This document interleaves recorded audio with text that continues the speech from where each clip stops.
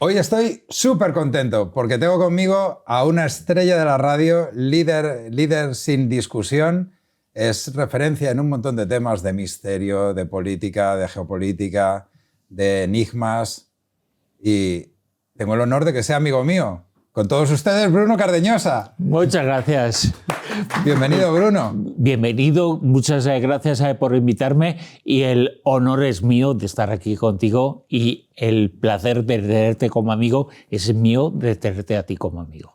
Gracias, es un auténtico honor. Escucha, quiero empezar con algo. Tú hablas con mucha gente, tienes muchos contactos. ¿Va a haber una tercera guerra mundial? Esta no te lo esperabas, ¿eh? Si va a haber una tercera guerra mundial... Me refiero pronto. Lo que sé es que no va a haber cuarta. Eso seguro. Porque si hay tercera, no, creo que... ¿Quién decía? Era Einstein, ¿no? El de la cuarta guerra mundial será con piedras, porque se destruirá todo en la tercera. Yo creo que no va a haber una tercera guerra mundial. Creo que ya estamos en una especie de tercera guerra mundial, pero vivimos otro tipo de guerras y de conflictos, en donde se pelean las potencias, pero mandan a otros a pelearse y se pelean en otros sentidos, en otros aspectos. Estamos viendo ya, en cierto modo, otro tipo de guerra mundial. Ya no consiste en acabar con el mayor número de enemigos, aunque se hace ocasionalmente, pero también es el arma que se utiliza son las ideas, son los pensamientos, las balas que se utilizan son las neuronas o la falta de neuronas. Y, o sea que no va a haber, yo creo que no hay una tercera guerra mundial inminente, ojalá sea así, me refiero a guerra mundial como la entendemos, pero es posible que en cierto modo estemos ya en una guerra mundial. Cuando se habla de la guerra comercial, sí. Que estos días se habla tanto de la guerra comercial, ¿qué es eso sino una especie de guerra mundial? ¿Y qué es el hecho de que en el 2008 se caigan todos en los bancos y mucha gente, miles de millones de personas pasan dificultades? Eso es una guerra mundial. También es una guerra mundial. De otra forma, y es el tiempo en el que vivimos. Es un tiempo de crisis permanente, de crisis intermitentes, en donde cuando acaba una ya se está gestando la siguiente. Estamos viendo seguramente ya una tercera guerra mundial en ese sentido, de otra forma. ¿Y por qué entonces quieren acumular armamento y quieren incrementar todos los presupuestos en armamento? Ya me gustaría a mí saberlo y seguramente por esa guerra comercial, porque es un negocio. Es un negocio. Fíjate, con este tema del incremento de armamentos en Europa, que fíjate que Europa, la ventaja yo creo que tenemos los europeos, yo me siento europeo y somos europeos. Nuestra ventaja en nuestro pensamiento y nuestra forma de actuar es defender una serie de valores y una serie de ideas y de comportamientos que están completamente desligados de lo bélico. El comportamiento del diálogo, el hablar, el negociar, la paz también.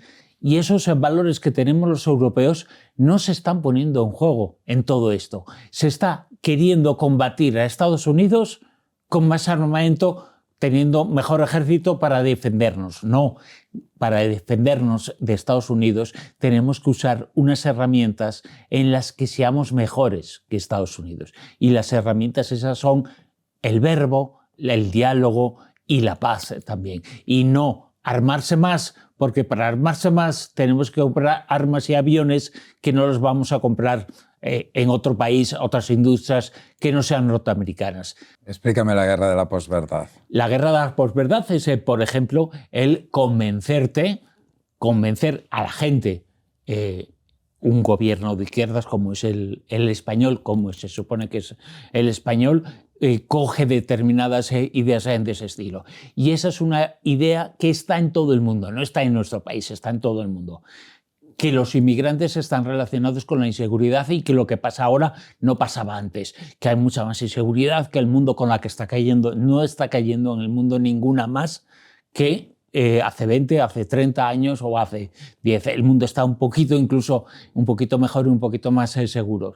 Pero nos creemos, por ejemplo, aquí en España, que están pasando cosas, que hay inseguridad, que hay delincuencia. No, no hay más de eso. Y echamos la culpa a los inmigrantes. La posverdad La posverdad la gana quien haga creer eso que es absolutamente mentira. No hay mayor... cuanto más inmigrantes hay, mayor es el avance de un país.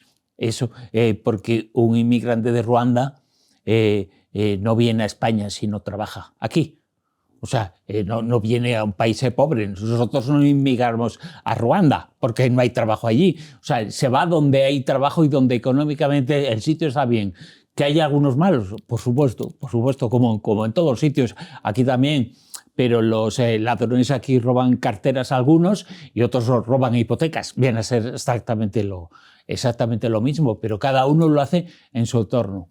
Y esa es la guerra de la posverdad. Es hacer creer que lo que es falso es real y legislar sobre eso. Y ahora se legisla por la inmigración. La inmigración se ha convertido en el caballo de batalla.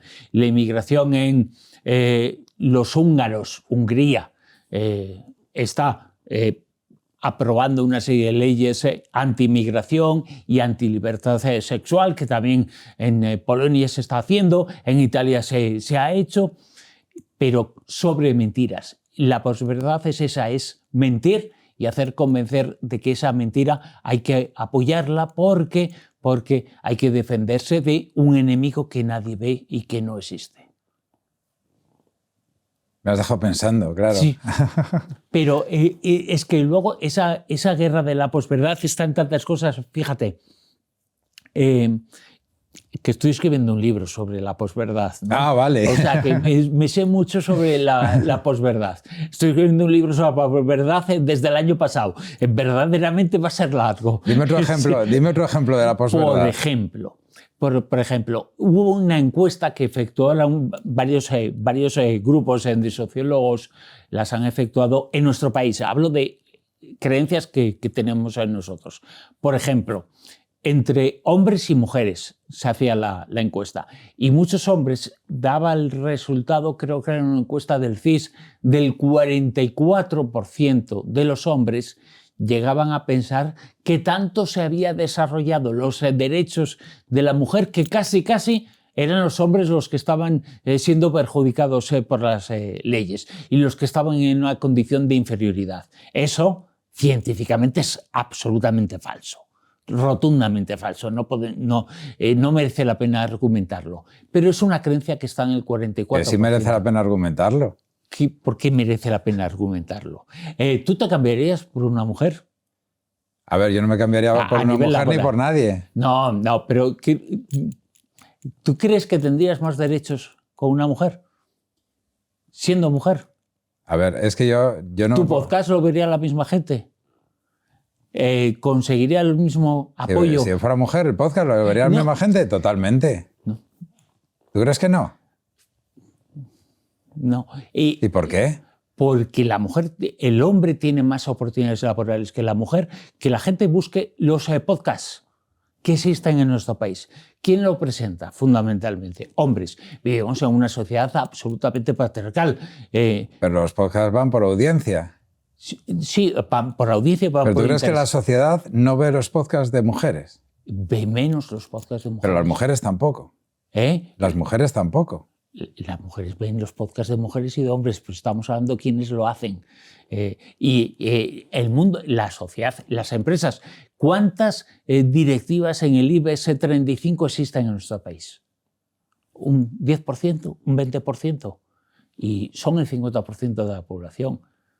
Evidentemente vivimos en una sociedad patriarcal que trae el machismo. Eso es... Y no podemos extraer como ejemplo la cosa que las hay extravagantes y demás. No, pero evidentemente la mujer tiene menos oportunidades laborales, menos oportunidades económicas, hasta hace 4 días en nuestro país. Pero eso todo ha quedado, ¿eh? Eso todo ha quedado. En la sociedad no podían abrir una cuenta bancaria, no podían irse, pero eso ya es una cuestión de política. Pero incluso ahora se sigue regalando a los niños cosas azules, a las niñas hay cosas rosas y a los niños cosas rojas o yo qué sé, ¿no? Pero creo que se me entiende lo que quiero decir. Evidentemente vivimos en una sociedad patriarcal que ha provocado esa sociedad patriarcal ha provocado la existencia de machismo. Y somos los hombres los que tenemos que luchar, también los hombres los que tenemos que luchar contra esa sociedad patriarcal y machista, evidentemente, pero estamos en ello. El 10-15% de dinero menos gana una mujer con un puesto exactamente igual que un hombre. Claro que sí. Pero eso es ilegal.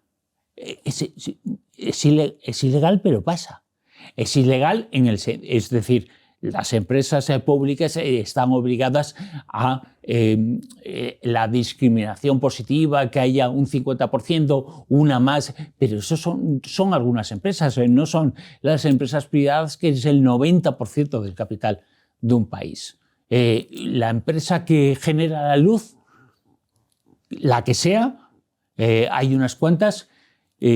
¿Cuántas presidentas hay o presidentes en ellas? Es que lo desconozco completamente. Pero vamos, acude a la página web de cualquier empresa de electricidad. Me estás diciendo que hay muchos más directivos, que es verdad, hay muchos más directivos en la cúpula de las empresas. Sí, todo a nivel legal, todo está hecho para que seamos iguales. ¿Qué es lo que hace que no haya directivas? Que hemos vivido, tenemos no solamente en España, sino prácticamente en todo el mundo, una educación, un mundo patriarcal en el que vivimos, que ha provocado esa realidad, una realidad en donde el hombre es superior a la mujer. Tenemos que decirlo, porque es así. O sea, no hay... Claro que habrá empresas en donde haya igualdad, por supuesto, y afortunadamente, pero eso no pasaba hace 20, 30, 40 años. Esa es una lucha que empezó en su momento y que en algunos sitios se van consiguiendo conquistas, pero la mayor parte sigue siendo una sociedad patriarcal. Evidentemente hay que estar en contra de ellos, en contra de esa situación, y yo creo que eso nos va a hacer mejores a los hombres y va a hacer mejor a la sociedad en la que estamos. Pues ya puestos, te quiero preguntar qué opinas del caso Jenny Hermoso.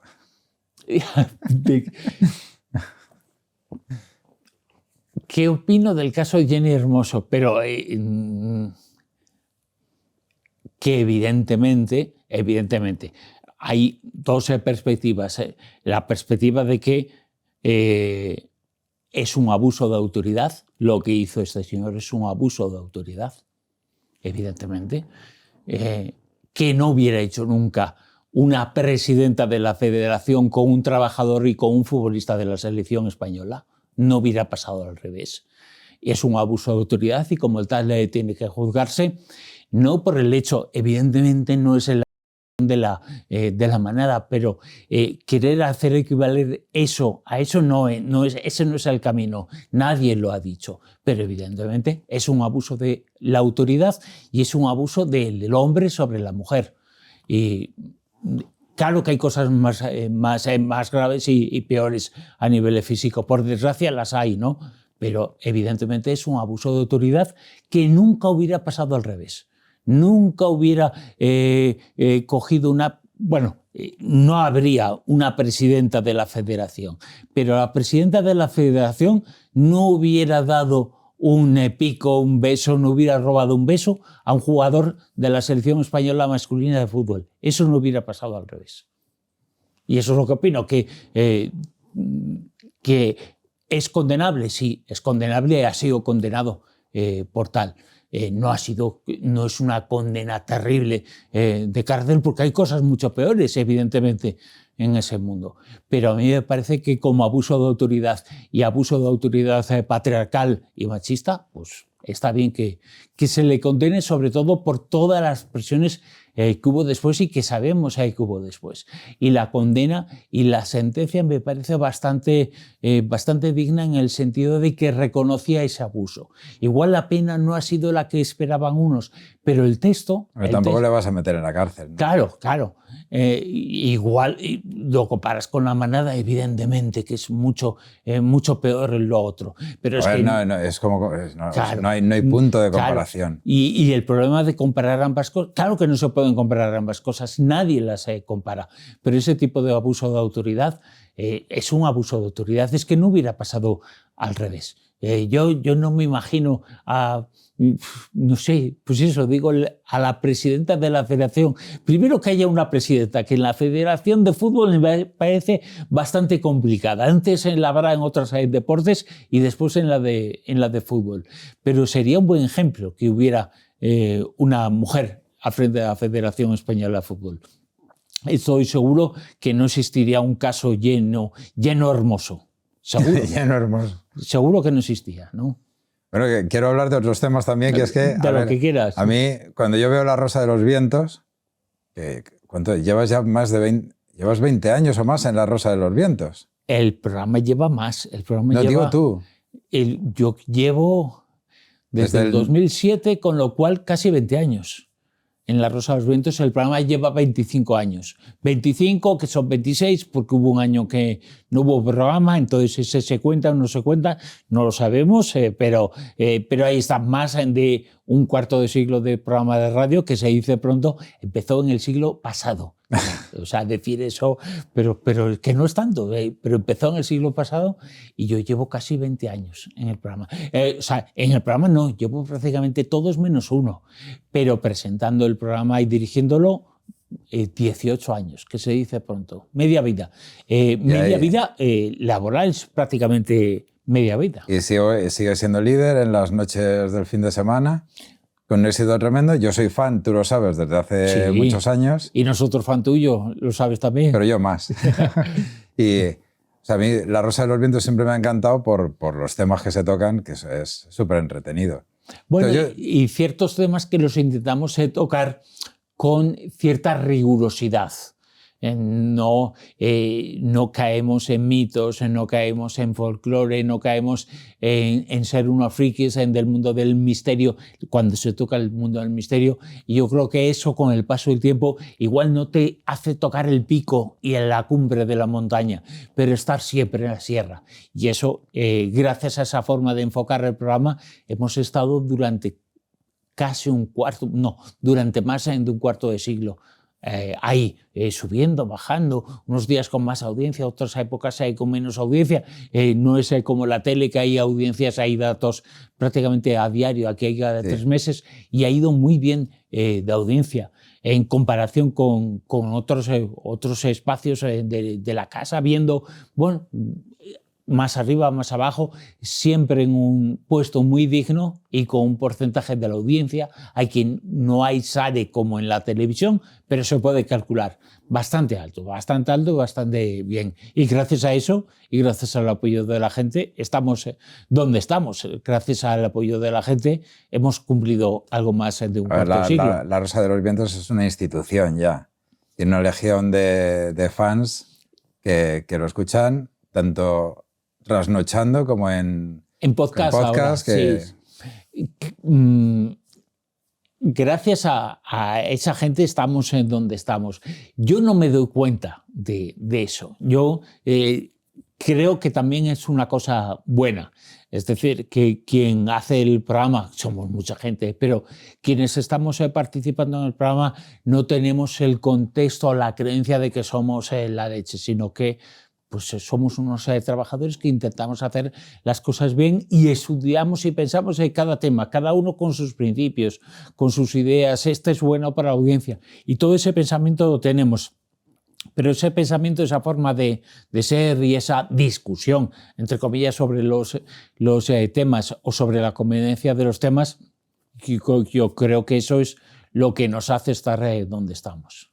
Pues quiero preguntarte sobre algunos temas. Sí. O sea, ya que tengo la oportunidad, quiero ir tocando algunos temas y preguntándote tu opinión, vale, tus creencias y que me expliques algunas cosas. ¿Existen los extraterrestres y han venido a visitarnos? No sé si han venido a visitarnos o no. No lo sé. Creo que sí. Básicamente creo que sí. Existen sin la más mínima duda. No tengo ninguna duda, pero otra cosa es que hayan desarrollado una tecnología para venir aquí. Si me preguntas si los ovnis existen, te diría que sin la más mínima duda. Estoy mucho más seguro de eso a de que existamos los seres humanos, para que nos hagamos una idea del nivel de seguridad que tengo en la existencia del fenómeno. pero no sé, no tengo la prueba de que detrás de ese fenómeno haya siempre extraterrestres. Esa prueba definitiva no la tengo. Pero dices que haya siempre, pero en ocasiones crees que hay extraterrestres detrás de Yo los creo que es una ovnis. amalgama de orígenes distintos del fenómeno. Y que pueden ser, yo creo que pueden ser, pero no tengo pruebas. Tengo pruebas y evidencias absolutas y rotundas de que yo y las personas que tenemos información, de que el fenómeno es real, es absolutamente real. Pero no tenemos una prueba para determinar el origen y la naturaleza de ese fenómeno. No son errores, no son malinterpretaciones. Por supuesto que hay casos que son fenómenos conocidos o desconocidos a nivel científico, atmosférico, de diferentes tipos. Aeronáutico, por supuesto, que se ha utilizado la pantalla del fenómeno OVNI para hacer experimentación de tecnología de alto nivel y tecnología desconocida. Por supuesto que sí, pero hay un porcentaje de casos que no tienen explicación. Y una hipótesis es la extraterrestre, pero es solamente una hipótesis. En los últimos tiempos, las informaciones sobre que estamos ante algo que había uno de los principales investigadores, y lo digo porque él dio una pista de lo que podía haber detrás del fenómeno. Uno de los principales investigadores del fenómeno OVNI en la historia, posiblemente el fundamental más importante, que es Jacques Vallée. Todo el mundo ha visto esa película que es Encuentros en la tercera fase. Sí. Hay un cameo de Joseph Allen Hynek, ¿sí?, que aparece en una de las escenas finales. Hynek es un astrónomo que era el que trabajó para el gobierno de los Estados Unidos, y el personaje principal de la película, uno de los personajes principales, que es un científico que va allí a cada uno de los sitios, y está inspirado en la figura de Jacques Vallée. Jacques Vallée es un astrofísico de origen francés, norteamericano, trabaja en Norteamérica. Es una persona que ha tenido mucho que ver, es un científico de primer nivel, astrofísico de primer nivel, es uno de los desarrolladores de los primeros programas vinculados a la red digital, vinculados a Internet. Para que nos hagamos una idea, estamos hablando de alguien muy importante, y él publicó en los años 70 un libro que se titulaba Pasaporte a Magonia. Y en ese libro él manifestaba lo que era su creencia en el fenómeno. Ese libro recopilaba muchos casos de ovnis que pueden ser tal cual a los actuales, sin poner fechas, sin poner nombres, pero casi tal cual a los actuales, pero eran todos casos de la Edad Media, de la Edad Moderna, de siglos pasados, a los que evidentemente no se le dio una interpretación como fenómeno tal y como la entendemos, una interpretación como fenómeno de otro mundo, como fenómeno extraterrestre, sino que se le dio una interpretación más como duendes, como hadas, como brujas, como apariciones marianas, de interpretación con el sentido y el contexto de las creencias de la gente entonces, y de la sociedad de aquella época, que ponía un apellido al fenómeno y a la aparición, pero el fenómeno era el mismo, era exactamente igual, muy parecido, pero parecía dotarse de algo propio de esa época, y seguramente ahora ocurre algo parecido. Igual en el siglo XXV, cuando nuestro contexto sea totalmente distinto, ya no pensamos en seres de otros mundos y pensamos en otras cosas. Si se desarrolla una ciencia, una forma de ser y unas características muy relacionadas, nuestro mundo es un mundo en donde accedemos a otras dimensiones, pues seguramente le daremos ese contexto, esa interpretación. Ahora, después el desarrollo de la bomba atómica en la era atómica, que es en la era espacial, le hemos dado el sentido, el significado de seres de otros mundos. Pero también en la Edad Media le daban el significado de duendes, de gnomos, en el siglo XIX de apariciones marianas, pero el fenómeno era exactamente el mismo y era absolutamente real. Por ahí iba la hipótesis y la teoría. ¿Quién nos dice que no estamos ante algo que no podemos conocer, que no podemos comprender, que tiene más que ver con otras dimensiones, con mundos paralelos, con realidades desconocidas, pero que se parecen mucho a nosotros, otros niveles de vibración, otros niveles, otras formas de realidad que no concebimos en este momento. Pues seguramente el fenómeno OVNI tiene mucho que ver con eso. Estaban equivocados quienes interpretaban en el siglo XIX que esas apariciones de extrañas luces en los cielos que aterrizaban eran fenómenos religiosos. Pues decimos que están equivocados, porque lo vemos con nuestro prisma, con nuestro año 2025, con nuestros ojos, nuestra creencia. Pues igual no estaban tan equivocados porque ellos lo veían exactamente con su prisma y sus creencias de esa época, aunque el fenómeno era el mismo. Pero los americanos tienen una nave y extraterrestres en el desierto ahí guardados o no? No lo sé, pero aunque tengan una nave, no lo sé, porque una nave ya implica el hecho de darle una tecnología, un origen, una naturaleza. Algo que referente al fenómeno OVNI, no lo sé, no tengo pruebas. ¿Cuál es el caso más claro para ti que puede significar que sí que existen ovnis pilotados por extraterrestres visitándonos? Por ejemplo, se me está ocurriendo, es que hay muchísimos casos en donde se puede demostrar que hay una tecnología detrás muy avanzada.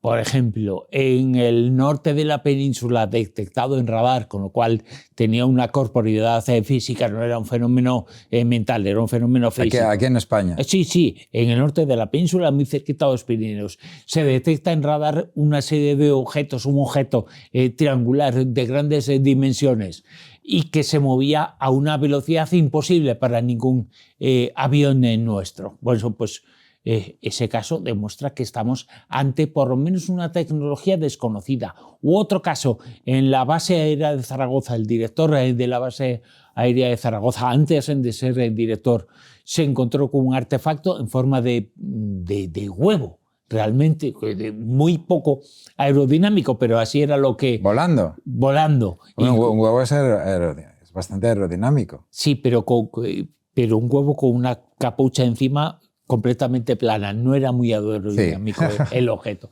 pero volaba a unas velocidades imposibles delante del que fue director de la base aérea, que sabía algo de aeronáutica, sabía algo de tecnología, evidentemente. Y aquel objeto, una de las maniobras a unas velocidades absolutamente imposibles, realizaba lo que se conoce en el mundo aeronáutico como una persa, que se ponía delante del avión, delante del morro del avión, viajaba a la misma velocidad y en un momento determinado giraba para atrás, subía hacia arriba y se ponía en la parte de atrás del avión. Ese movimiento a esa velocidad es absolutamente imposible que lo realice un objeto terrestre con nuestra tecnología. ¿Qué tamaño tenía? Pequeño. Yo creo que, según los testigos, 8 o 10 metros de diámetro, no más. No tan pequeño. No tan pequeño, me refiero lo que entendemos que puede ser. Pero como el avión, básicamente, poquito más que el avión. Lo que pasa es que tenía más...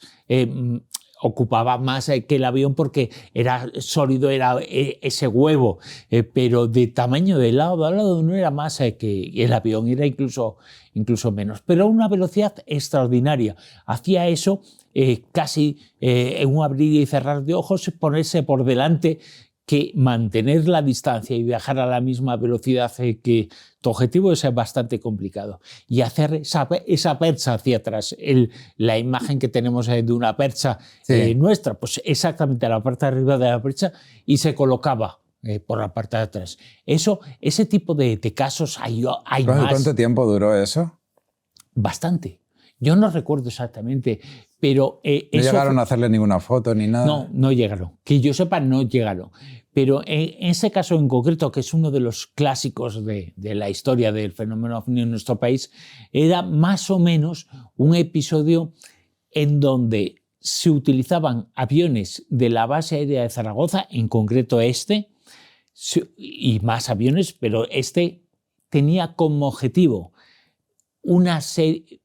participaba en unos ensayos, participaba en unas maniobras en donde teóricamente tenían que ir hasta el norte de la península, por la parte del Cantábrico, a buscar unos objetos que estaban allí, unos aviones. Pero era un ejercicio, una maniobra.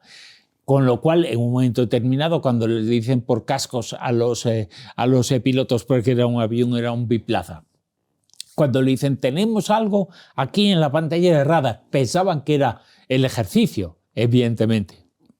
Pero era la realidad. ¿Qué nivel de inteligencia y de características del fenómeno detrás como para hacer acto de aparición en el momento en el que se lleva a cabo ese ensayo? No sabemos qué hay detrás, pero la verdad es que tanto por las velocidades como por esas maniobras en forma de percha hacia atrás, hace bastante imposible que ese objeto tuviera una tecnología que pudiera ser duplicada en nuestro planeta.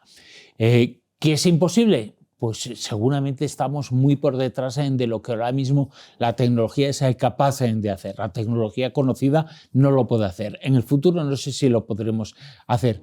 ¿Eso demuestra que el fenómeno es extraterrestre? No. Eso demuestra que el fenómeno es, en todo caso, inexplicado y que la naturaleza de ese artefacto es desconocida. ¿Era extraterrestre? No lo sabemos. ¿Era desconocida? Sí, lo podemos afirmar rotundamente. Claro, pero yo siempre pienso, si es extraterrestre, ¿qué objeto tienen unos extraterrestres de ponerse delante de un avión y luego ponerse atrás? Ninguno. O sea, racionalmente no existe ninguno. Pero forma parte del juego, de la forma de actuar del fenómeno OVNI. No podemos pensar en qué sentido tiene que se hayan producido tantos aterrizajes de OVNIs con salidas de tripulantes, de supuestos tripulantes, a recoger muestras de árbol y lechugas. Tienen que estar hartos de tomar lechuga, ¿no? Pero eso pasa. Es real. Tiene que haber una explicación y la explicación es que seguramente detrás del fenómeno hay toda una teoría, hay toda una forma de pensamiento en donde se habla de cómo lo absurdo, cómo lo irracional aparece en muchas ocasiones en el fenómeno OVNI. Parece todo como una especie de teatro, de apariencia, cuyo objetivo es que se dé a conocer esa observación, pero no hay una lógica detrás de todo. ¿Crees que nos están preparando para decirnos que hemos tenido contacto con extraterrestres? Yo creo que no, porque el fenómeno ha estado aquí siempre. El fenómeno ha estado aquí siempre y seguramente los de arriba, los militares, los que más saben, pueden tener mucha información, pueden disponer de mucha información, pero la verdad está igual de lejos del que tiene unos archivos enormes que igual de lejos que el que no los tiene. Esos archivos pueden ganarnos información, en cantidad de documentación al respecto, pero no en la respuesta al enigma. Y creo que el que más sabe está igual de perdido que el que menos sabe sobre la naturaleza del fenómeno. Y yo no creo que nos estén preparando, no creo, no se puede afirmar que antes o después se pueden conseguir pruebas de la existencia o pueden darse a conocer o decir que esto o tal cosa puede suponer una prueba de la existencia del fenómeno. Eso sí puede pasar, pero de la existencia de extraterrestres no creo. Ojalá nos estén preparando y ojalá la preparación acabe antes de que no lo podamos ver y podamos asistir a ello, ¿no? Pero no creo. ¿Pero crees que ha habido contacto con extraterrestres? ¿Crees que tienes alguna información o algún caso en el que haya habido un contacto? No.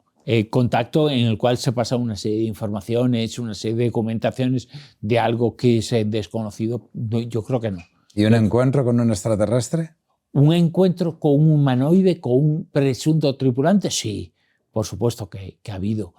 Pero no se puede, igual que con el fenómeno de ha habido gente que ha tenido encuentros con naves y con objetos desconocidos, sí, y en algunas ocasiones con sus tripulantes también, evidentemente, pero no más de ¿Hay eso. algún caso de un encuentro en la tercera fase que tú creas que es verídico? Muchos. Sí. ¿Te refieres de Mira, de una persona que haya dicho, yo he estado con un extraterrestre, le he tenido delante. Bueno, con un extraterrestre... Con un humanoide probablemente de origen extraterrestre. Mira, yo recuerdo, por ejemplo, un caso que a mí los casos sencillos, en los cuales son testigos personas normales, personas que están haciendo su trabajo y que tienen una observación de algo que es extraño.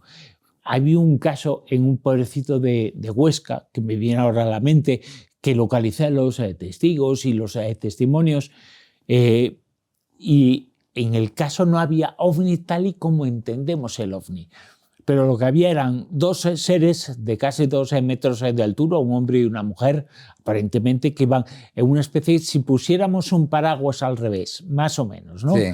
Para entendernos. Y en la parte de abajo de ese paraguas iban 2 personas como subidos a eso, que se supone que luego tenía que estar en otro tipo de objeto mayor. Y los testigos vieron y observaron ese fenómeno. ¿Eran extraterrestres? Él no le dio ese sentido. ¿Qué sentido? Eran dos ¿Qué sentido seres, le dio? 2 tripulantes. ¿Que era algo religioso? Fíjate, porque eran personas que vivían en un entorno más religioso. ¿Y por qué pensaron que era algo más religioso? Porque todo el encuentro tuvo lugar muy cerquita de una iglesia, del ábside de una iglesia, que incluso llegaron a tocar esos 2 seres. Le dio un sentido religioso, que no lo tenía, pero igual era la intencionalidad del fenómeno, hacer creer que eso formaba parte de algo religioso. Pero iban como en un paraguas al revés, volando. Sí, exacto. ¿A ras de suelo o...? A ras de suelo. A ras de suelo, pero sin tocar el suelo, muy, muy bajitos. Y luego ese objeto, esa plataforma, se dirigió a un objeto mayor que estaba en el cielo y que sí que hubo mucha gente que lo vio, ese objeto. Luego ese encuentro lo tuvo una persona muy concreta, pero el objeto en el cielo arriba, digamos, la nave nodriza, para que nos entendamos, la observó mucha más gente en esa... ¿Y llegaron a interactuar o solo les vio? No hubo. Sí que existió la creencia, porque el testigo falleció, de que esas personas transmitían una serie de ideas positivas a los testigos. ¿En plan pero no telepatía? ¿En plan telepatía? Sí, pero no existía un mensaje, no existía una información, no existía un contacto tal y como lo entendemos, ¿no? Existía algún tipo de comunicación entre ellos y el terrestre. ¿Y cómo los describió? Como sus palabras creo que eran como ángeles. Como ángeles. Igual eran ángeles. Igual. Había un libro. Pero los ángeles no necesitarían una plataforma. ¿Y qué necesitan los ángeles? Si ¿Alas? existen los ángeles. No, pero no tenían ángeles, pero no tenían alas. Pero sí tenían ese aspecto, ese pelo largo, eran rubios. Eran el icono que podemos tener de seres luminosos, seres angélicos. Había un libro en los años 60, 70 en Italia, y yo creo que se tradujo en nuestro país, que se llamaba Ángeles ayer, extraterrestres hoy. Era el título del libro. Dice mucho sobre la interpretación, ¿no? Ese mismo fenómeno en tiempos pasados estaba asociado a ángeles según el contexto y las creencias de las personas que lo veían, y hoy eran interpretados de otra forma como extraterrestres. Pero igual el fenómeno no es ni una cosa ni otra, pero es el mismo. ¿Y en los ángeles crees? En ese sentido sí. Creer en el sentido de que estamos protegidos. No, evidentemente no. Y que 4 ángeles tienen mi cama, una en cada esquinita, esa oración que decíamos. ¿Pero tú crees que los ángeles existen? No, en ese sentido, pero no creo en la figura de los ángeles bíblicos, digamos, católicos cristianos, no. ¿En el arcángel San Gabriel? No. Ni en la paloma. Pero también hay muchos casos de personas que Sí. dicen haber tenido contacto con su ángel de la guarda y... Sí. Bueno, hay algunos, los amigos invisibles de los niños. Sí, ese fenómeno real, que sean ángeles, pues yo tengo mis dudas. no mis dudas, mi seguridad de que no son. Creo que cualquier fenómeno paranormal tiene una interpretación que tiene que ver con las creencias y el contexto en el que se mueve el testigo, la persona que lo observa y lo vive, pero que esa interpretación que él le hace según sus creencias no es la realidad.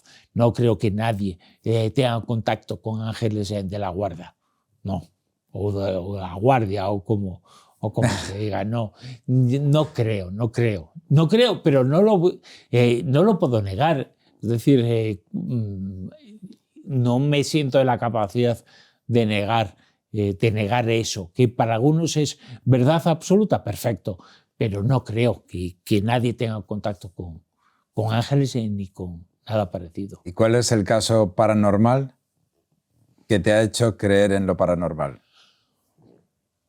No hay un caso, o sea, no hay un caso que diga, a partir de este momento creo en... O sea, no hay un caso que digas, esto es una evidencia No. de que lo paranormal existe. No. ¿Ni uno solo? Que lo paranormal existe o que me haga creer a mí que lo paranormal existe y me haya motivado a acercarme a este mundo. Vale. Dime entonces un caso que digas, lo paranormal existe. O sea, después de esto, lo paranormal existe.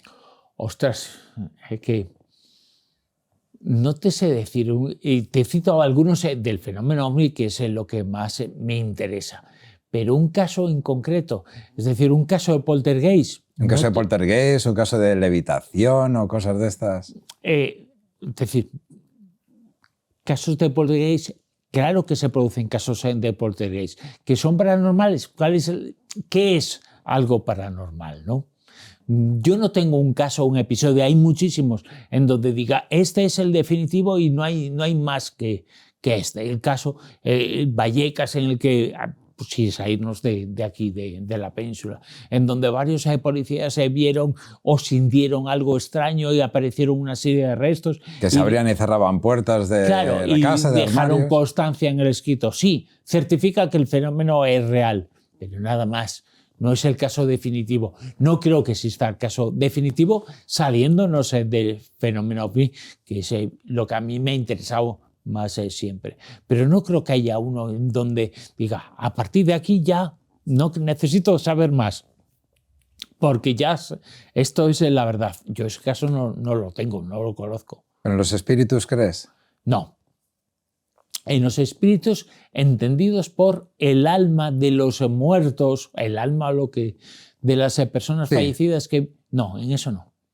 No, y entonces crees que los mediums no existen, ¿no? O sea, los mediums... No. Sí creo que algunos en medios son reales. Por ejemplo... vamos por partes. Claro, es después, que una cosa después de la muerte, ¿qué hay? Oh, ya quisiera yo saberlo. Hombre, si no lo sabes tú, ¿quién lo va a saber? No, después de la muerte, no sé lo que hay después de la muerte. Me gustaría que hubiera algo. Como a todo el mundo le gustaría que hubiera algo. Yo sé que la supervivencia a la muerte es algo que depende de nosotros mismos. Y la supervivencia a la muerte se gana en la vida. Y dejando huellas. Nosotros tenemos que dejar huellas, dejar improntas en personas, dejar señales, dejar gestos que hagan que una vez que hayamos fallecido, alguien nos recuerde. Esa es la verdadera inmortalidad y ser importante para esa persona. Y esa yo creo que es la misión que tenemos en la vida, que alguien nos, metafóricamente hablando, nos ponga en un altar en un momento determinado. Esa es la verdadera inmortalidad, porque de esas sí podemos tener pruebas, de otras no. Entonces eso sí que creo que es algo que tenemos que trabajar constantemente, que es algo muy, muy terrestre si quieres, pero que es lo que me interesa es dejar la huella y ser bondadosos y ser buenos. Nadie nos va a recordar por una mala acción. Bueno, sí te pueden recordar por una mala acción. Pero me refiero entre las personas. Claro que evidentemente en los libros de historia va a estar Hitler por malas acciones, pero me refiero que nosotros tenemos hijos, familia, amigos, que esas personas nos recuerden en el futuro. En esa inmortalidad sí creo E insisto que es el objetivo que tenemos en la vida, ser inmortales para las personas que conocemos, que de un momento determinado se iluminan los ojos y se ilumina la cara, como a nosotros nos pasa cuando recordamos a alguien que ya no está. Esa inmortalidad es en la que más creo y es absolutamente científica y palpable. La otra, no sé qué pasa tras la muerte. Ojalá esa gente que se ha ido pueda estar con nosotros, pueda vigilarnos, pueda ayudarnos, pueda dar su chispa de guía, pueden ser nuestra luz y nuestro faro en un momento determinado. Ojalá sea así. No lo sabemos. Y la mejor forma es esa, ¿no? Utilizar la vida para ser inmortales, utilizar el día a día y utilizar la huella que dejamos en la gente para conseguir ser inmortales. Es mucho más sencillo de lo que parece, es querer y que nos quieran, básicamente. No hay más. Y luego los hechos, sí, los hechos son los que la vida te lleva a tener, pero querer y que nos quieran, no hay más. Es tan fácil ser bueno, es tan fácil ser inmortal. Para otros que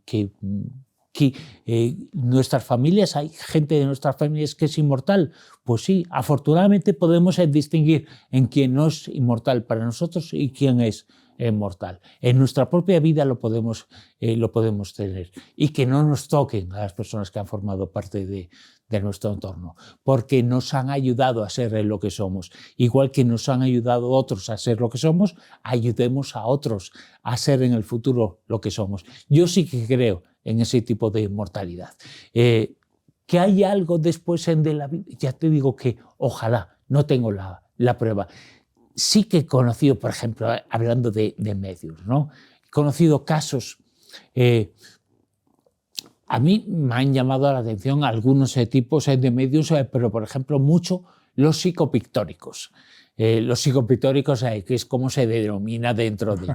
y que pintan por los artistas, los grandes artistas, los grandes maestros que han fallecido. O sea, yo contacto con un artista fallecido como Modigliani, digamos. Pero para eso tiene que estar allí aunque esté muerto. O guiándote la mano para pintar, digamos, ¿no? Pero ¿En eso crees? En eso creo, y no solamente creo, sino que lo he visto. ¿Oh, sí? He visto a un medium de estas características y luego he visto filmaciones diferentes y que son capaces de pintar con unas características fascinantes, a una velocidad increíble, con una mano, con otra mano. En el caso de una brasileña con la que llegamos a tener un contacto cuando yo trabajaba en la redacción de un programa de televisión, ella no vino finalmente, pero pintaba con manos y pies a la vez. Era una cosa espectacular. También, pero a una velocidad descomunal y con óleos. Yo recuerdo el caso de José Medrado, de tenerlo delante a la distancia que te tengo a ti, no, más cerca todavía, ¿no? Y pintando, haciendo cuadros de grandes artistas, de Renoir, de Monet. Cambiaba de... En media hora hizo 10 o 12 cuadros. 2 veces lo vi, 10 o 12 cuadros de 10 o 12 grandes artistas diferentes, a una velocidad extraordinaria, sin mezclar colores, con óleos. O sea, porque con témperas o pinturas puede ser algo más fácil, pero con óleos en donde algo te llevaba a no mezclar los colores, a que se sequen rapidísimo, a actuar y utilizar la pintura como una base para lo siguiente que vas a pintar en una segunda capa, extraordinario. Eran los artistas los que estaban detrás, los grandes maestros de la pintura. Era Monet, el alma de Monet, el que estaba detrás de este hombre cuando estaba haciendo un Monet realmente.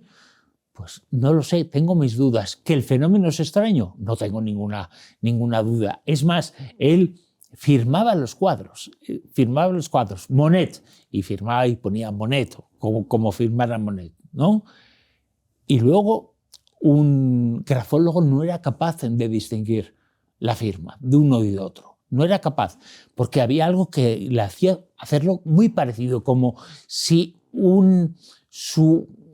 y para decir su espíritu, no, como si su personalidad hubiera recogido todo sobre ese personaje. Y actuaba como él, y pintaba tan bien como él, pero lo hacía a una velocidad extraordinaria. ¿Es un fenómeno extraño? Sí. ¿Es un fenómeno protagonizado por el espíritu de Monet? No lo sé. Me cuesta creer que Monet, la hemos Ando cogido esperando con él, a que... esté en el éter o esté aquí cogiéndonos en nuestra mano. Dice, porque creo que para hacer ese tipo de cosas prefiero que no exista vida después de la muerte, porque para dedicarnos a eso, que se dedican a otras cosas más provechosas, pero ayuda a que eso se crea. El fenómeno era realmente llamativo, realmente diferente, sí, y realmente paranormal también, por supuesto. Y hay casos, y yo conocía un caso en concreto, el caso de Medrado, pero hay otros psicopictores, en el caso, por ejemplo, de Gasparetto, que fue muy conocido en su momento. También hay un caso, ahora no recuerdo el nombre, que hacía lo mismo, pero con grandes escritores. Y escribía a toda velocidad, con la personalidad aparente y muy difícil distinguir un texto auténtico de Cortázar en vida a un texto auténtico de Cortázar después de muerto, pero lo hacía prácticamente. ¿Y de la mediunidad en plan de hablar con los muertos, eso no crees? Creo menos porque sí que creo en el fenómeno, pero creo menos porque no hay una evidencia. Como puede haber un cuadro, tú puedes analizar el cuadro, puedes analizar la firma, pero hay fenómenos que protagonizan los medios que son realmente llamativos.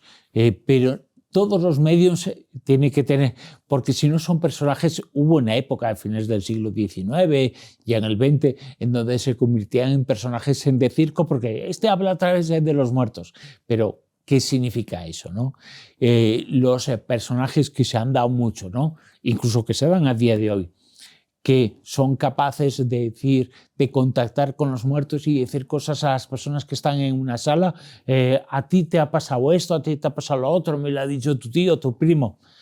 Eso lo sabe hacer también un mago, ¿eh? Yeah. O sea, un mago de magia potagia. O sea, Sí, sí. Y eso lo sabe hacer porque hay unos juegos psicológicos que se pueden conocer y que evidentemente realizarlos muestras una serie de dotes, de características, pero inexplicables. Eso no lo sé.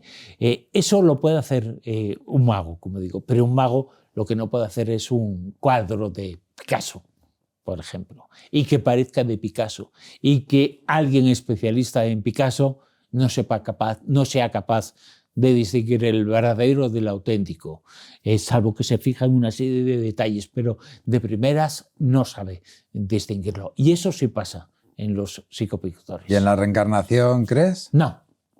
No. Pero, ojo, ¿Y esos casos que hay, que de repente una persona, un niño, recuerda toda una sí, casa y... Esos casos existen, son más o menos reales, luego cuando se profundizan no son tan reales, pero esos casos existen de recuerdos, pero el planteamiento que tengo ante eso es completamente filosófico, no es decir, que nadie se reencarna habiendo sido pobre, todos han sido o princesas, o Cleopatras, o estaban en el Antiguo Egipto, pero no era uno que colocaba piedras en la pirámide, era el dueño, era el jefe el faraón, el arquitecto. Y luego nosotros ahora mismo somos 8.000 millones de seres en la Tierra y hace un siglo éramos 3.000 millones, 2.000 millones. No encaja. Faltan almas. Faltan almas, sobran personas o alguien que se reencarna ha sido en su anterior vida 5 a la vez. Hay personas que tienen explicaciones para eso. Sí, de que las almas vienen de... Y tienen un origen, y vienen de un origen extraterrestre que se van incluyendo en... Y se van a otros... Que a mí ya me cuesta mucho creer eso, ¿no? O sea, y me cuesta mucho pensar que ¿quién habrá sido Elon Musk en otra vida? Pobrecillo. Bueno, la verdad es que... Joder.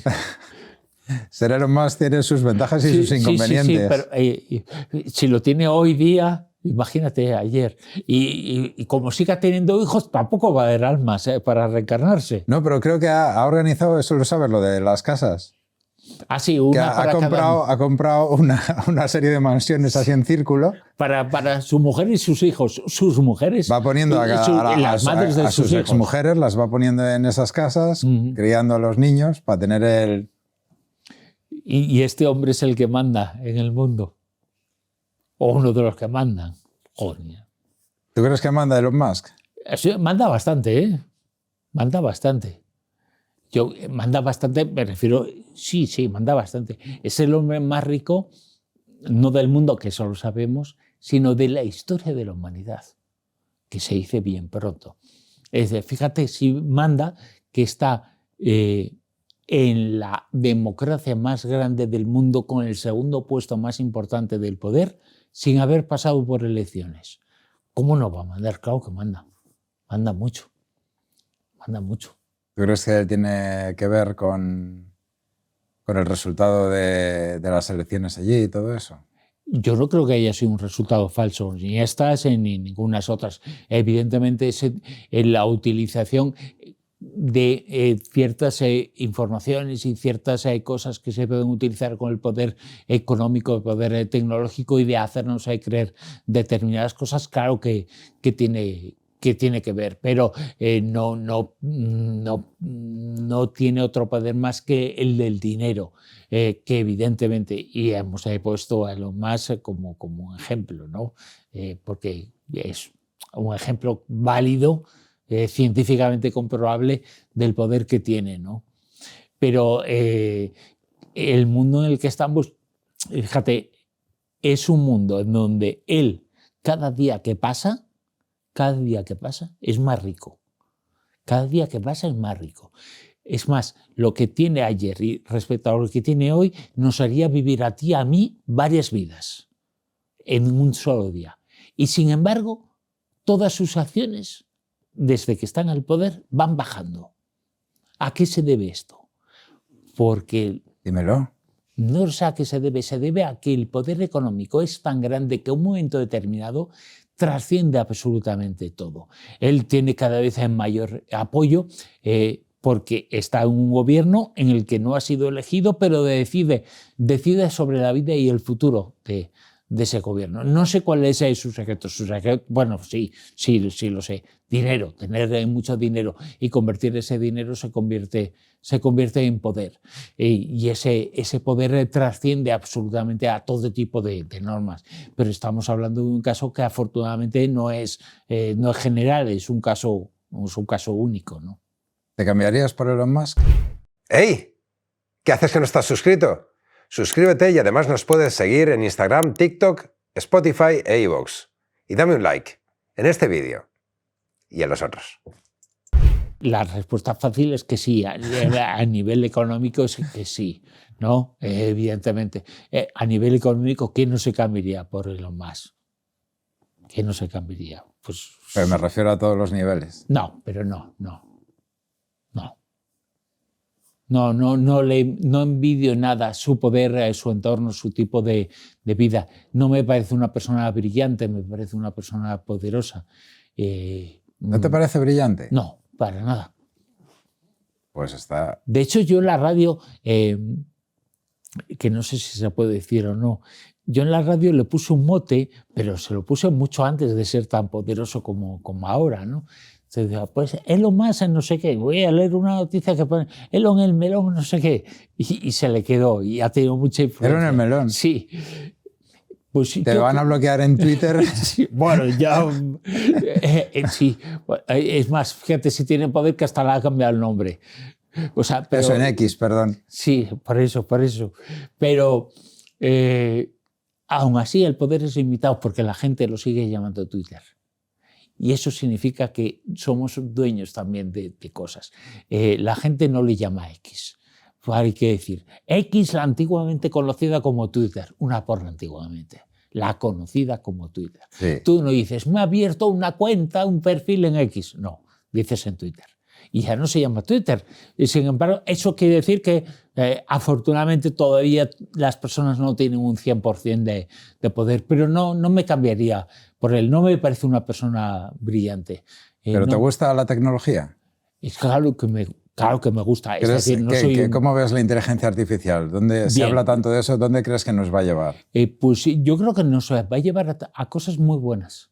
A cosas muy buenas. El problema de la inteligencia artificial es que creo que socialmente se ha pensado que es una especie de ser vivo que está ahí, está en algún sitio y que es capaz de todo y es capaz de decirnos a esto, de decirnos a el otro. Es como un dios, ¿no?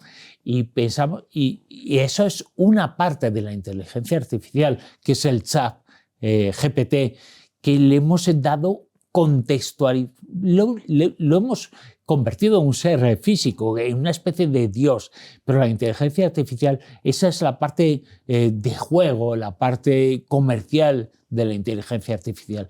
Pero la parte buena de la inteligencia artificial es que, por ejemplo, un cirujano acude a la inteligencia artificial y acude a unos programas con unas bases de datos gigantescas y le van a guiar en una operación del corazón con toda la información que tenemos hasta ahora, no con la información que él tiene, que no es toda, sino con la información que tiene la inteligencia artificial, que son decenas y decenas de miles de casos. Y entonces lo que va a hacer es unir su sapiencia a la sapiencia y el conocimiento de la inteligencia artificial. En esa inteligencia artificial sí, no solo creo, sino que ya está haciendo cosas muy buenas.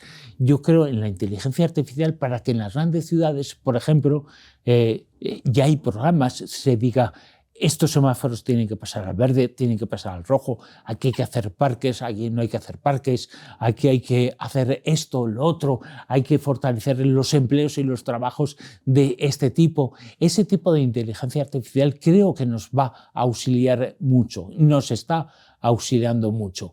Cuando hablamos cuando metemos una búsqueda en Internet y nos da un resultado excepcional y nos hace averiguar y conocer muchas cosas sobre un tema, es la inteligencia artificial la que está actuando. Lo que pasa es que no es el chat GPT. Nos hemos creído que la inteligencia artificial es el chat GPT y no, es mucho más. El chat GPT es, digamos que, la parte más visible de la inteligencia artificial. Pero yo creo que la inteligencia artificial no es que yo diga que va a ser el futuro, es que es el presente ya de nuestras vidas, ¿no?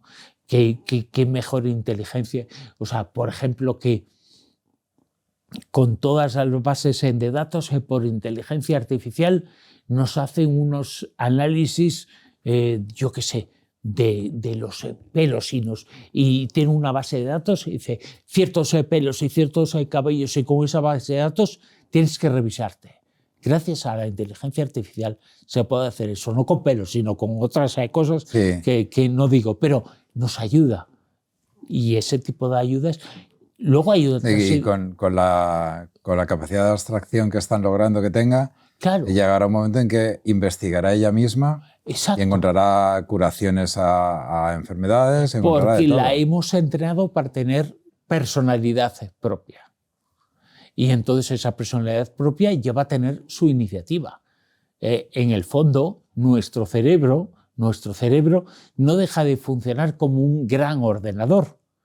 Pues imagínate 1000 ordenadores o millones de ordenadores como nosotros, con toda la información ahí unida y solamente su objetivo en la vida, en el bit, es decir cosas que pueden servir para la vida, ¿no? Pueden decir, pues el 99,9% de las personas que tienen esa, yo qué sé, esa forma de crecimiento del brazo, tienen esta enfermedad. Entonces, no es que te esté diciendo que tengas esa enfermedad, sino que tienes que mirar por si tienes esa enfermedad. Y nos va a ayudar mucho en el futuro. La esperanza de vida, gracias a la inteligencia artificial, se va a ampliar muchísimo. Luego, una serie de problemas que pueden existir. Claro, parte del mundo civilizado, el mundo rico al que nosotros pertenecemos, tendrá acceso a ellos. En Zambia lo tendrán, pues igual no.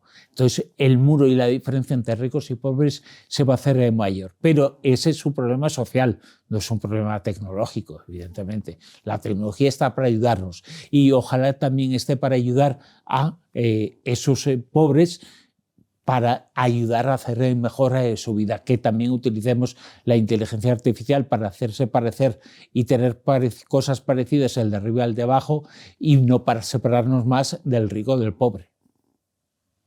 Sí. Es que estaba pensando, porque hemos estado hablando de Elon Musk, que quiere ir a Sí. Marte y tal, yo quiero seguir preguntándote por cosas clásicas para saber tu opinión Sí, claro. del misterio y de... ¿Hemos llegado a la Luna? Sí. Sí. ¿Seguro? Seguro 100%. Seguro 100%. No tienes ninguna duda. Ninguna. Ninguna duda, por 1000 razones y 1000 motivos. No hay ninguna duda. Primero, es que científicamente llegar a la Luna, hombre, decir que no es tan difícil, pero no es tan ¿Y complicado. por qué no han vuelto? Que no han vuelto a la Luna. Sí. ¿Para qué? ¿Para ir? ¿Para lo mismo que fueron la primera vez? Fueron la primera vez para posicionarse por delante en un conflicto diplomático que existía, en donde había una guerra entre Estados Unidos y Rusia que no ha existido posteriormente, para conseguir conquistar el espacio y adelantarse en la Guerra Fría que estaba en vigor entonces, y ponerse por delante. Y la llegada del hombre a la Luna significó que esa carrera la había ganado Estados Unidos. Y a partir de ese momento es la gran potencia mundial. Es verdad.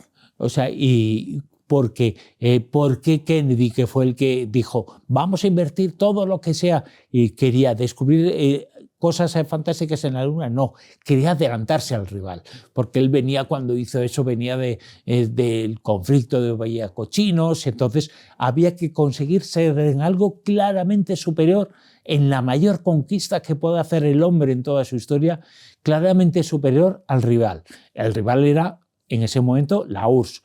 Y entonces Estados Unidos y la URSS competían por ser el primero en colocar un hombre en el espacio.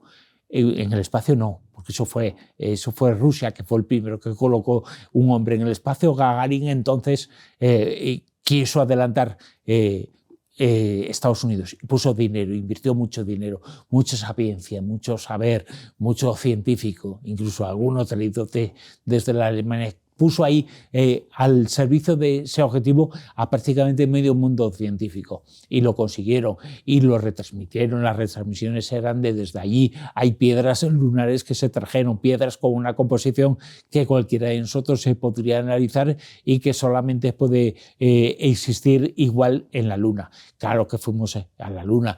Todas las cosas que se han dicho, yo entiendo que alguien pueda dudar. ¿Hemos estado ahí en la Luna? Pues sí, hemos estado ahí en la Luna. El ser humano ha estado ahí en la ¿Crees Luna. que van a volver en los próximos años? No. Ni siquiera Elon Musk. No. Yo creo que Elon Musk es una piedra en el zapato para la carrera espacial. Yo creo, sí. Pero se está como revolucionándola. Dándose tortazos, ¿no? A ver, algún cohete le explota, eso es verdad. Algún cohete le explotan casi todos, y sin embargo el gobierno de los Estados Unidos, que es el que tiene que patrocinar y dar dinero a la NASA para seguir conquistando el espacio, está desviando una serie de fondos. El sistema está desviando una serie de fondos que van a sus empresas. Hay una colaboración privada-público que lo que está provocando es que no se progrese. Él ha dicho que llegamos antes de 2030. Evidentemente no va a pasar. Bueno, le suele pasar con los plazos. Claro, pero vamos a poner el plazo 2050. Ya verás, quedamos tú y yo y ya verás cómo no hemos llegado.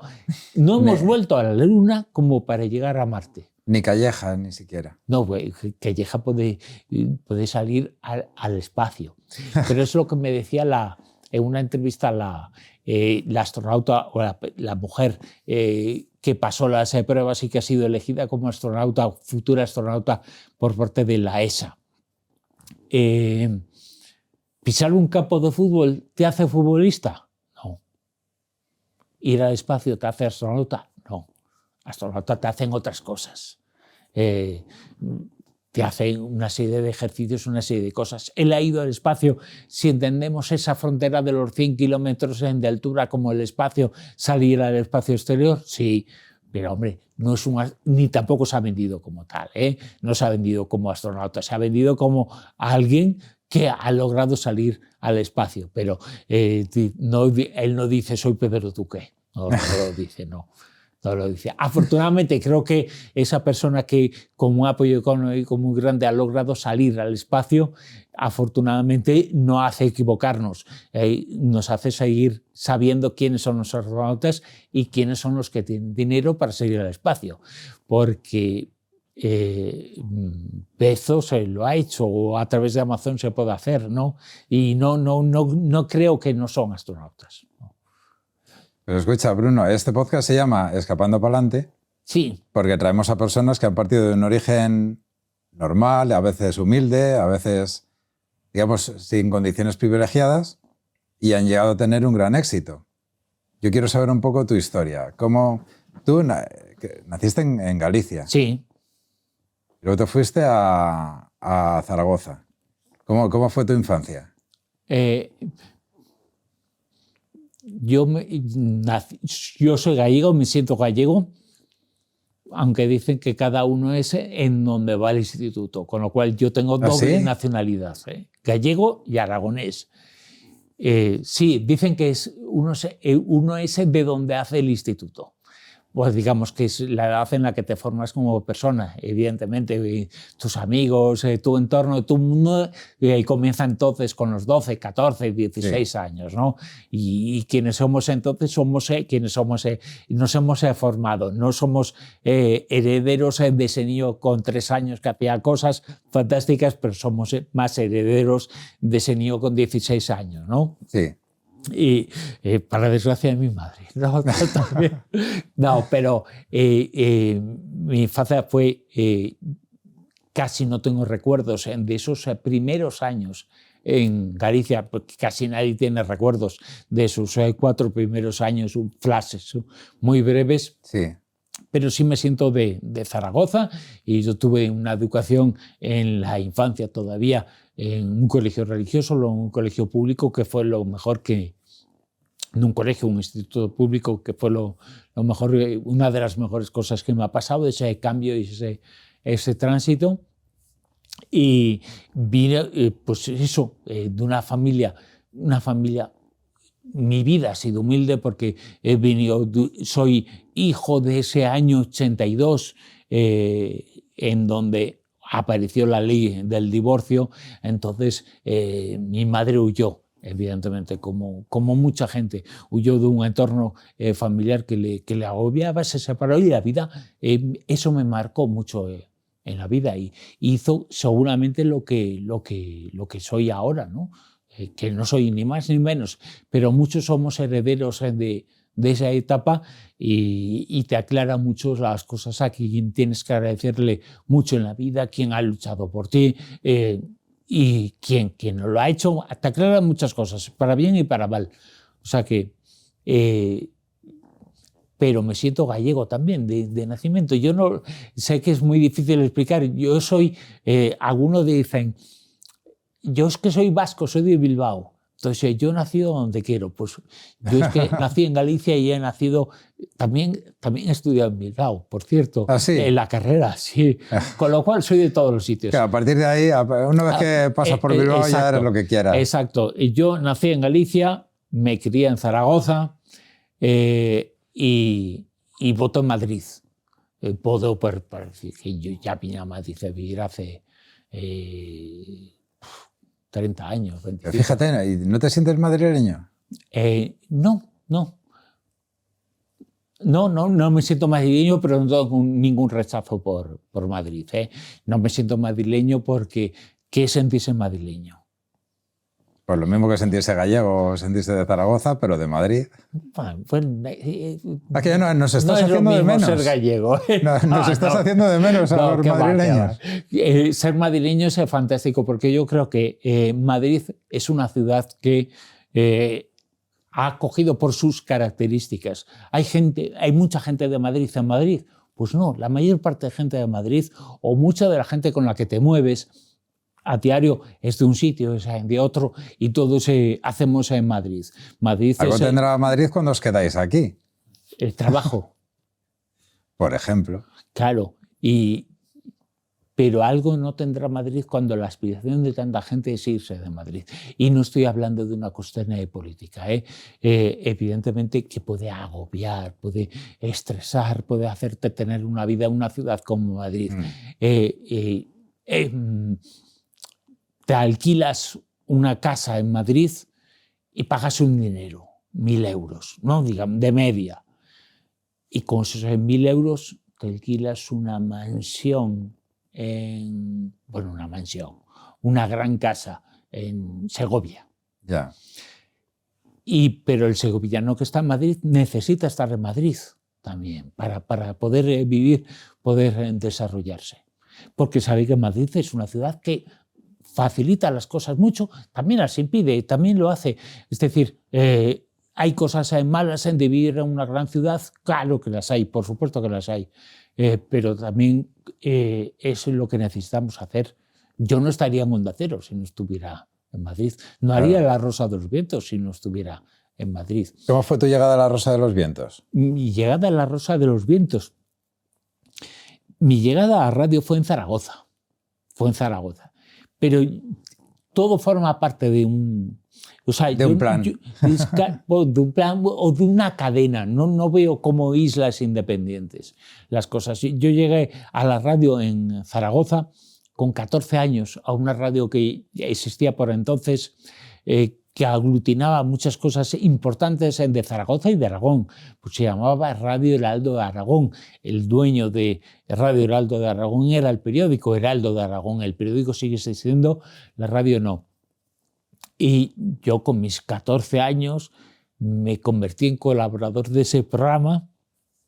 ¿Con 14? Con 14 años empecé a ir a ese programa. Para mal de mi madre, porque el programa era nocturno y yo no tenía dinero entonces para cogerme un taxi, ir a la radio, ¿no? Y el niño volvía a su casa a las 3 de la madrugada, andando solo por la calle y todo feliz, pero era inconsciente. Mi madre fue consciente de todo eso, pero bueno, la vida de cada uno tiene momentos así. Luego pasé a una radio local en la que aprendí muchísimo, que fue el primer programa que yo hice, que yo concebí, que yo escribía, que yo presentaba con 15 años. ¿Con 15 años? Con 15 años. La Otra Orilla se llamaba. Y se llamaba La Otra Orilla porque era una radio, se llamaba Margen Izquierda.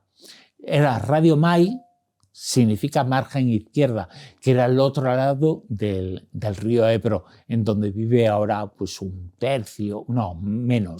quinto por ciento de la población de Zaragoza, más o menos. Yo ahí hacía mi programa con 15 años y luego pasé a hacer otro programa allí que se llamaba Tierra de Nadie. O sea, pasé de la margen izquierda a Tierra de Nadie en cadena ibérica, que ha seguido existiendo durante mucho tiempo en cadena ibérica entonces. Y luego no sé cuál es el destino de esa radio. ¿Siempre hablabas de estos temas? Sí. Los primeros sí, pero ya el primero se llamaba Cuarta Dimensión, que era colaborador. Ya con ese nombre, evidentemente, era el 100% de estos temas. Pero en el segundo ya metía cosas de otros temas que me ha gustado. Me acuerdo que yo me sentí muy orgulloso durante mucho tiempo de haber hecho, y lo hacía con cortes de voz, con grabaciones. Evidentemente, con 15 años no te coge el teléfono nadie, y cogías las cintas de cassette y cortabas en las cintas los testimonios. Y recuerdo casos de crónica negra entonces, ¿Ah, sí? casos COVID. Recuerdo muchísimo los reportajes que me hice con 15 años a una radio que tecnológicamente evidentemente no estaba muy desarrollada, pero yo lo hacía y me escribía mis guiones. Y luego cuando pasé a Madrid, cuando vine a vivir a Madrid, unos años después de todo eso, vine a Madrid.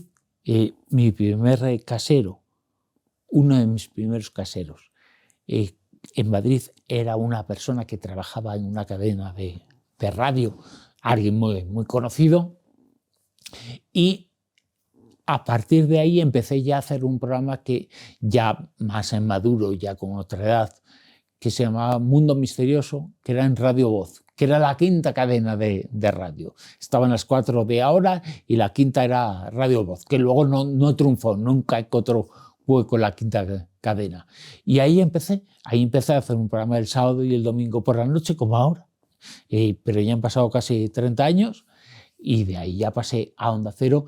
Y Onda Cero, en mi desembarco en La Rosa de los Vientos o en el programa de antes, en Turno de Noche, era básicamente como invitado. Yo fui invitado en varias ocasiones y en un momento determinado, Juan Antonio Cebrián, cuando llevaba el programa ya La Rosa de los Vientos, cuando dejé el programa de Radio Voz, al día siguiente de dejarlo, me llamó para incorporarme a su equipo. Tenía yo 27, 26, 27, 28 años, yo creo que algo así. Y me incorporé y ahí sigo. Llevándolo al éxito, bueno, cada fin de semana. Ya lo tenía, y ya empezó desde arriba, con muchísimo éxito el programa, porque venía heredando el programa La Rosa de los Vientos todo lo que había sido el anterior Turno de Noche, ¿no?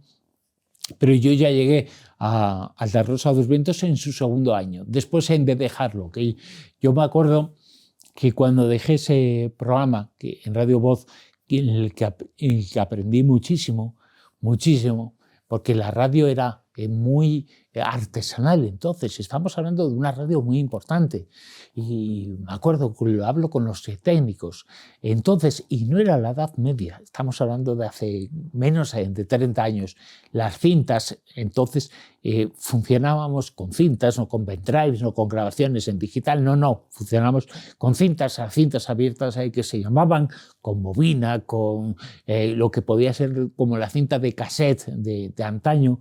Entonces se recortaban, había una navajita con la que se recortaban, se pegaban, de ahí viene la palabra, esto tenemos que recortarlo, es que antiguamente se hacía literal, se recortaba antes no era una metáfora.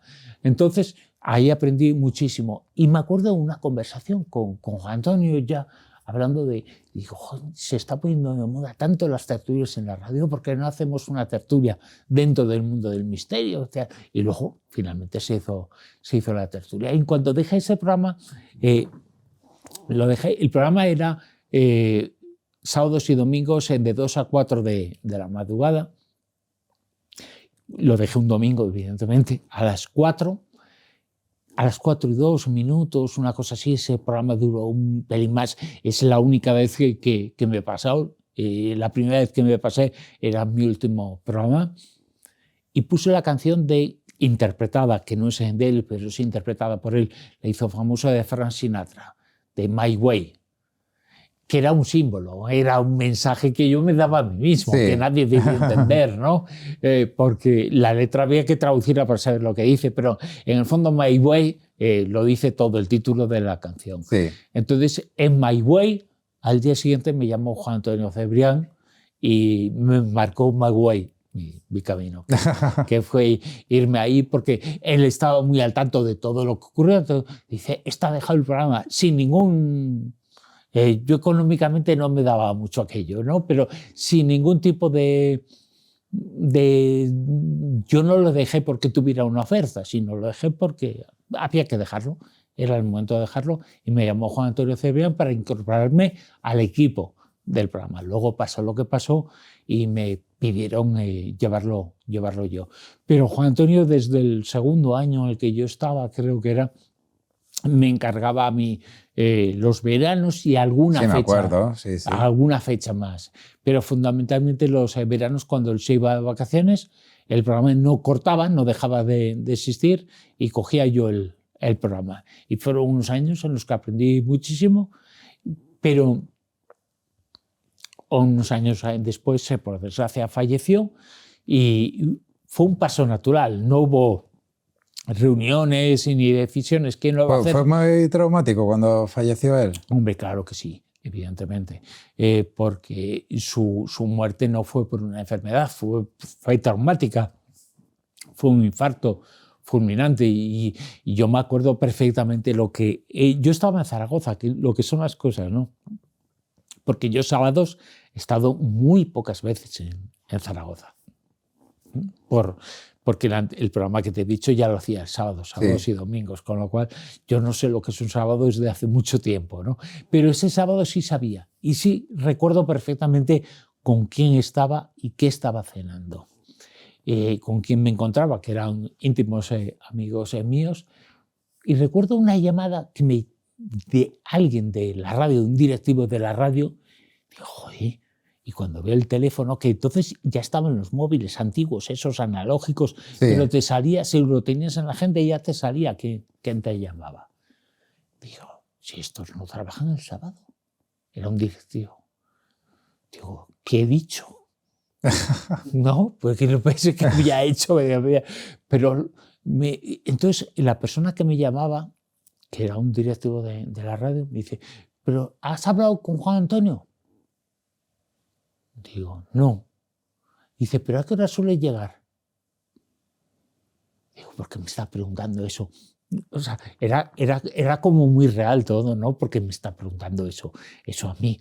O sea, conoces a Juan Antonio desde hace tantísimos años, sabrás tú mejor cuando ya, evidentemente él ya tenía una referencia que yo no sabía lo que había pasado. Entonces, y dice, ¿pero estás muy lejos?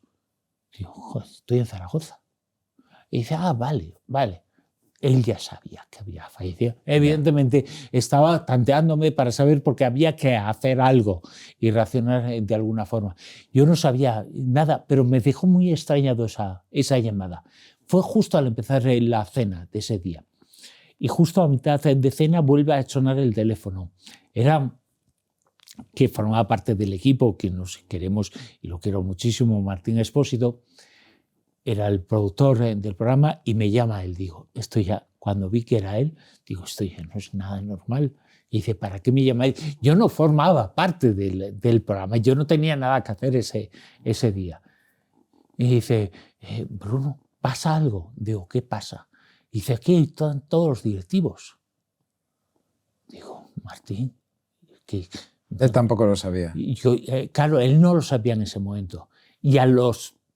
Y dice, bueno, luego te llamo. Y a los 3 minutos me vuelve a llamar y me lo dice porque se lo habían dicho. Entonces, claro que fue traumático. Era con su esposa, con Silvia Casasola, que estaba en la boda, en el momento de coger el micrófono para decir unas palabras en esa boda, porque él era un hombre de micrófono. Claro que fue traumático. Tenía 42 años, era muy, muy joven. Con una gran carrera ya detrás y dejando un pozo enorme. Claro que fue traumático, ¿no? Y esa misma noche, en cuanto yo no acabé la cena, me cogí un taxi, me volví a mi casa familiar en Zaragoza, porque y a primera hora del día siguiente cogí un tren lo más rápido que pude y me planté en Madrid, ¿no? Y ya, bueno, pues lo que pasa en esos casos. Y claro que fue muy, muy traumático por la parte personal, que es la que yo viví. La parte profesional ni me la planteé. Pero claro que fue... Y claro, esa noche yo recuerdo intentar localizar a Silvia, su esposa. Fue incomprensible porque no era una persona que estuviera mal, que estuviera enferma. Luego sí había un problema, pero no era un problema del que fuéramos conscientes las personas que estábamos a su alrededor. Y creo que fue muy, muy, muy traumático. Y para nada se me ocurrió nada a nivel profesional, no se me ocurrió nada. Hasta que cogió una persona que el entierro de Juan Antonio me dijo, ahora tienes que coger tú los mandos. Y digo, déjame, ¿no? Pero bueno, luego pasó y me lo dijeron los jefes de la radio como un proceso absolutamente natural. Pero claro que fue traumático porque además le quería mucha gente, le querían de verdad. A mí en aquella época no me perdía un solo programa. O sea, y la gente lo me seguía impactó mucho y también Me alucinó cuando tú, una semana después, ahí estabas ya. Sí, no una semana después, sino que el mismo día siguiente, el mismo día no hubo programa. Hubo una... Eso, fue un día Juan Diego, después. el director de informativos de fin de semana de Onda Cero, Juan Diego Guerrero, dio la noticia y pusieron música ese día, dieron la noticia, y al día siguiente alguien en la radio, no recuerdo quién, me dijo, tienes que hacer un programa especial sobre su figura. Pero no llevar yo el programa, ese programa en concreto, ese día, esa emisión. Y yo, encantado de la vida, claro que cómo no lo voy a hacer, pero fue durísimo, evidentemente que fue durísimo encontrarme ahí en la radio, en la misma cadena donde estamos, porque se acababa de inaugurar esos estudios donde estamos en la actualidad y fue muy... Y a la semana siguiente, el sábado, ¿quién va a hacer el programa? Entonces, claro, yo ni me imaginaba que me lo iban a decir a mí. Yo pensaba, digo, alguna estrella de los medios de comunicación, de la radio. Y luego me lo dijeron a mí. Luego piensas con el tiempo, es el proceso natural. Yo era la segunda voz del programa. ¿Quién va a hacerlo? Si no, el camino normal es que fuera el segundo de aborto. Pues me tocó a mí y al día siguiente, me lo dijeron un miércoles y al sábado siguiente empecé. Y ahí sigo. Y ahí sigues y con muchísimo éxito. Bueno, intentando hacer cada día el programa. Yo creo que la clave... A ver, intentando no, el programa lo haces y el éxito está ahí. El programa luego, pero de verdad que queda muy fácil decirlo, pero todos los días yo no tengo la sensación de una semana en la que no haya trabajado el 100% en hacer ese programa, en buscar los invitados, los temas, estar continuamente documentándome. Yo vivo para y por el programa, yo no me dedico a otra cosa. Yo no trabajo 8 horas, yo trabajo 24. Evidentemente duermo como todo el mundo, pero mi mente está todo el día trabajando en eso. Y yo creo que esa es la clave de lo bueno y de lo malo del programa. Y ha pasado muchos años y ya es una dinámica y yo soy capaz de ponerme delante del micrófono y ponerme delante del programa sin haberlo preparado. Pero yo solo tengo una pesadilla que recuerde, o sea, tendré muchas pesadillas. ¿Cuál? Que es soñar que no llego al programa y que me voy al programa, que sí que llego corriendo, como llego a todos los sitios corriendo y justo de tiempo. Y llego corriendo y sin el guión hecho. Y lo hago. Pero lo paso fatal, pues es una pesadilla. Pero lo hago. Y esa es la realidad, que lo puedo hacer. Lo puedo hacer porque ya son muchos años, son casi 2 décadas haciendo el programa. Entonces yo me puedo plantear y sentarme delante del micrófono y tener invitados que no tengo ni idea quiénes son y lo hago. El programa. Supongo que eso son 18 años haciendo el programa. Hombre, claro. Entonces ya aprendes una serie de técnicas. Pero el miedo siempre ha estado. Y ese miedo escénico creo que es una de las claves por las cuales... Escucha, hace unos años te diagnosticaron una enfermedad. Sí. Que has escrito un libro y todo. Pero te veo... Pues es que te veo mejor que nunca. Bueno. Estás genial. La enfermedad es una enfermedad que es una sentencia, es decir, empieza y no acaba. Sí, bueno, pero si te ponen la sentencia a 500 años te da igual. Hombre,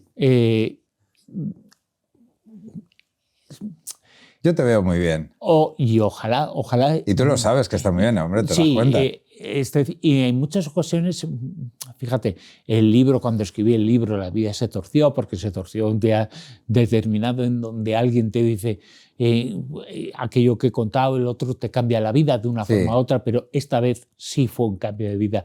De verdad, cuando un médico te dice, con esa frialdad, de algunos médicos, te dice con esa frialdad, el análisis, el tal... Soy yo el tío que vengo aquí, que en un momento determinado estaba mal, me he ido al médico, he empezado a pasar una serie de cosas, me he hecho una ITV de pruebas y el resultado no lo sabía. Yo pensaba que iba al médico, que algo me iba a decir, pero me dice, esclerosis. Digo, ¿y eso qué es? ¿No sabes qué es la esclerosis? Dijo, ¿qué significa? Me dijo algo así como, que te vas a morir con ello. Digo, a ver. Y claro que la vida cambia entonces.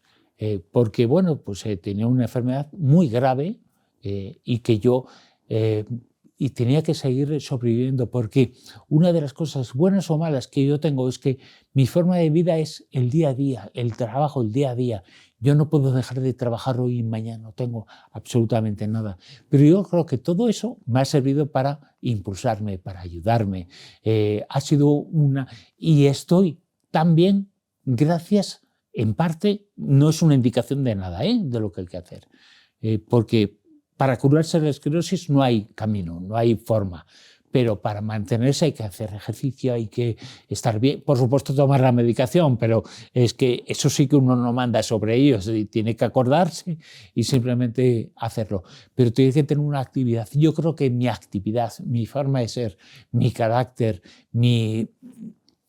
es todo eso que igual no viene bien para la enfermedad, a mí personalmente me ha servido. Luego escribí un libro, para mí el más importante de los que he escrito en mi vida. He escrito muchos libros, pero sobre todo yo creo que ese es el más importante, que mi vida se torció porque se tuerce realmente. Entonces escribí un libro en donde contaba mi experiencia y mi vivencia.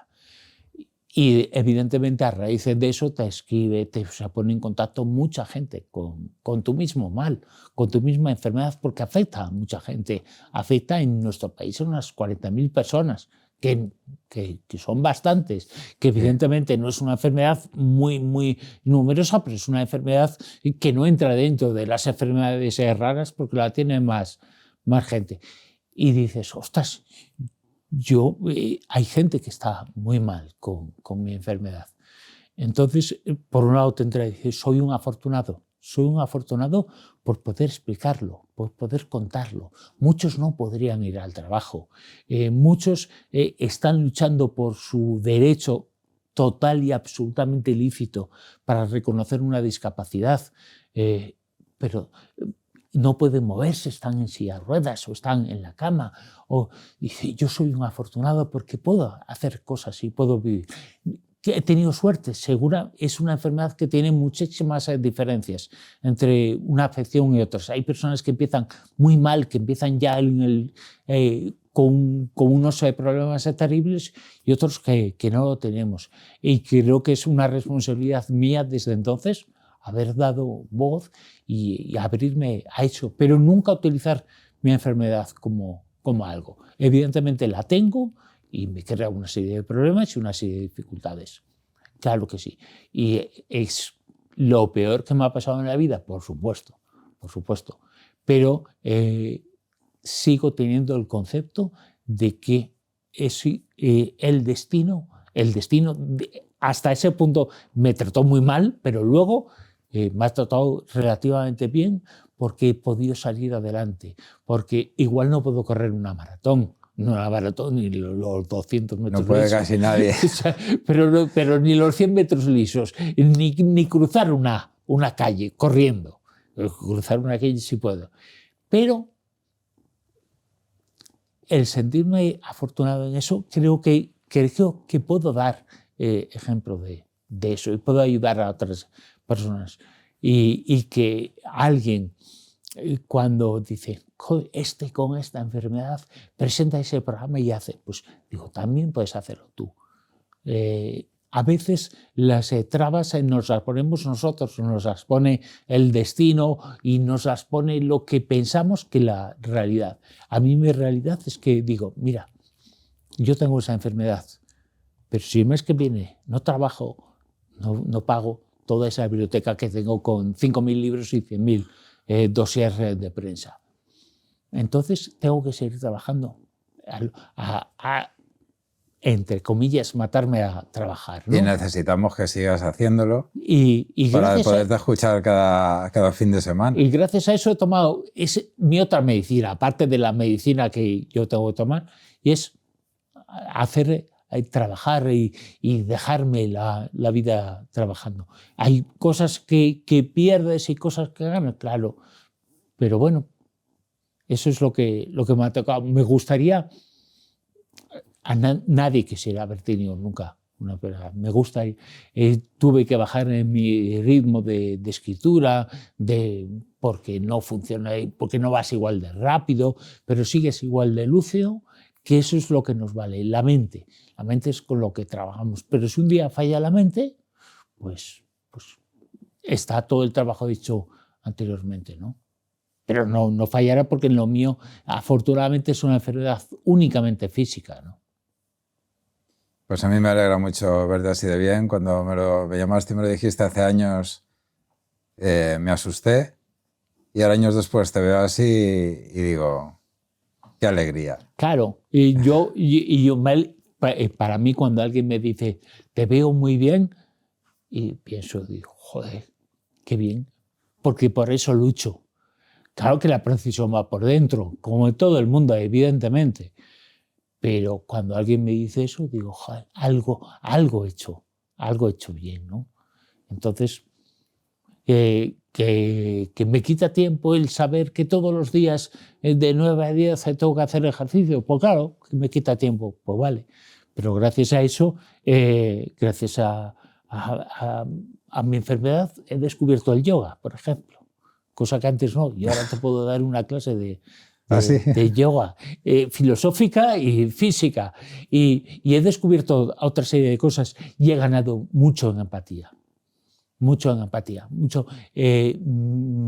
puedo poner en la piel de alguien que sufre y en la piel de su familia, de su entorno. No repetir errores que uno igual ha cometido. Y puedo hacer eso. Es decir, sentirte orgulloso. Yo creo que en la vida, sentirse orgulloso de lo que uno hace, cuando oigo hablar de que, a mí me decía mucho la doctora, la que me trata en neurología, en el Ramón y Cajal, que les estoy infinitamente agradecidos. Hospital público, todo el mundo al hospital público, que nadie se le ocurra perder el tiempo en el privado, que yo lo hice también, que vaya al público. Eso es de las pocas recomendaciones que puedo hacer. Es que cuando la médico me dijo, es que tienes que dejar de fumar, no me lo dejó como una imposición. Y eso fue haciendo mella en mí. Entonces pude dejar de fumar de un momento a otro, de un instante a otro, sin haber echado de menos nunca un cigarro. Pues claro que se puede. Entonces, sin mi enfermedad, no hubiera dejado de fumar, que me estaba lastimando y haciendo daño yo mismo. Y nunca hubiera dejado de fumar sin mi enfermedad, porque ese proceso mental, ese entrenamiento que existe seguramente, estás haciendo algo que es malo. Y yo dejé de un momento a otro, de un día a otro. Entonces me acuerdo una noche de decir, mañana tengo que fumar ya, empezar a fumar un poquito menos. Que la típica mentira que se cuentan todos los fumadores. Pero esa vez era verdad.